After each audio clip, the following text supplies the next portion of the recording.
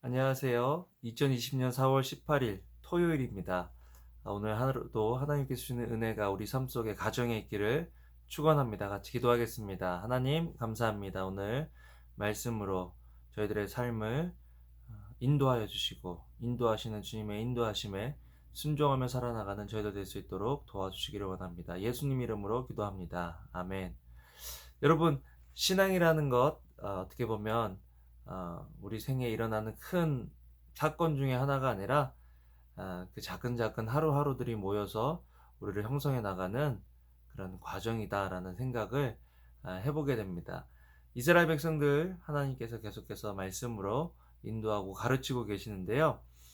요즘 우리가 처한 상황과 생각을 해보면 많이 닮아 있다라는 그런 생각을 하게 됩니다. 특별히 아, 코로나 사태 이전에는 우리가 교육을 학교와 또 교회에 많이 일임했던 것들이 사실이죠. 학교 교육. 그래서 아이들이 지식적으로 지적으로 배우는 것들 학교에 맡기고 또 영적인 교육들은 교회에서 하는 예배나 프로그램에 많이 우리가 의존을 했던 것들을 보게 됩니다.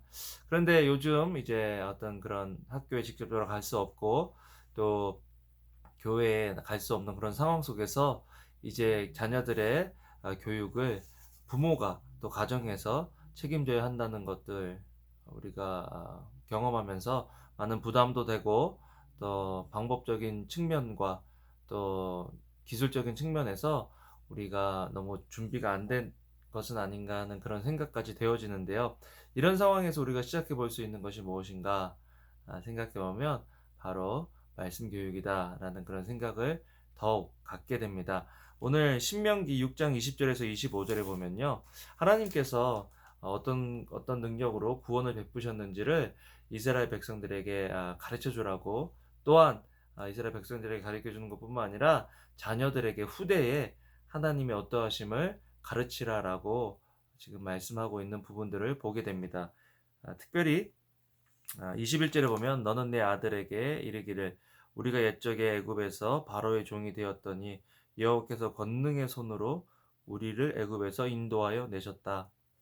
여러분 자녀들에게 해야 될 교육 중에 가장 중요한 교육은 신앙 교육입니다. 하나님이 어떤 능력을 가지고 계신 분이신지 우리가 믿는 하나님이 어떤 하나님이신지를 자녀들에게 가르쳐 줄 때 자녀들도 그 하나님을 경험할 수 있는 거죠. 사실 지금 우리가 코로나 사태 때문에 집 안에 있는 환경, 집 안에 있는 상황 우리는 알지만 자녀들은 그렇게 깊숙하게까지는 이해할 수가 없겠죠.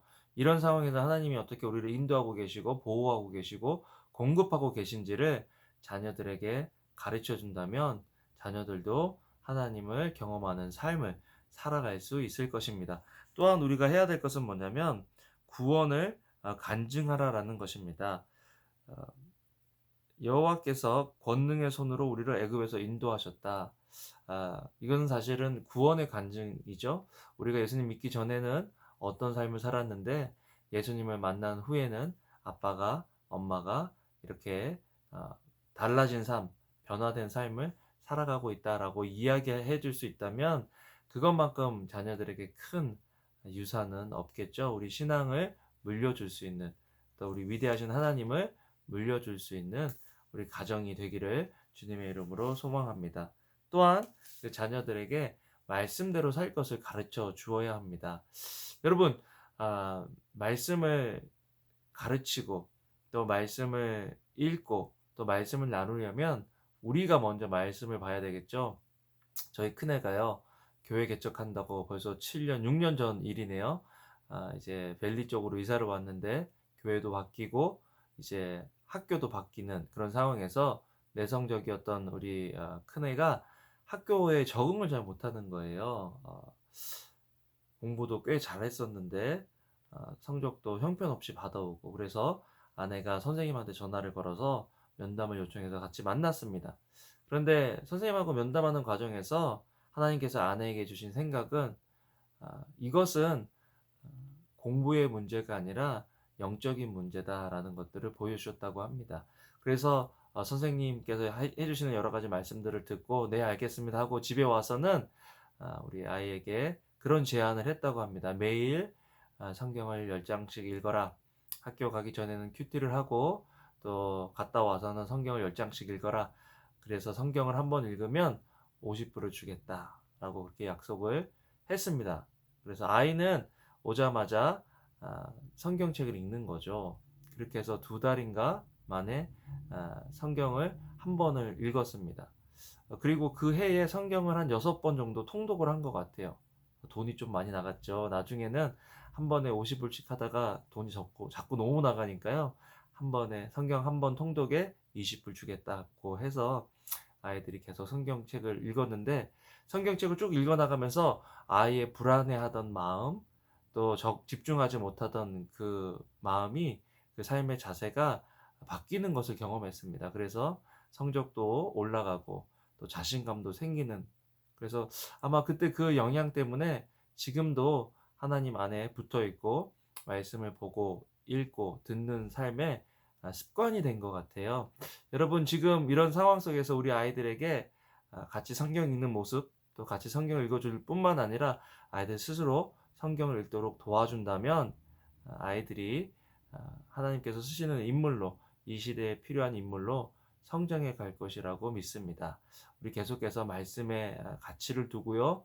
우리뿐만 아니라 우리 자녀들에게 하나님의 말씀을 가르쳐주고 또 하나님의 능력을 간증해 줄 수 있는 그런 부모님들, 그런 하루 되기를 바랍니다. 같이 기도하겠습니다. 하나님 감사합니다.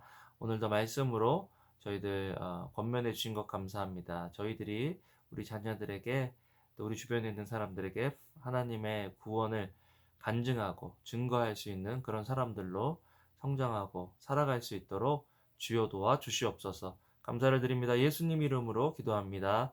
아멘. 아멘. 여러분 사랑합니다. 오늘도 좋은 하루 되세요.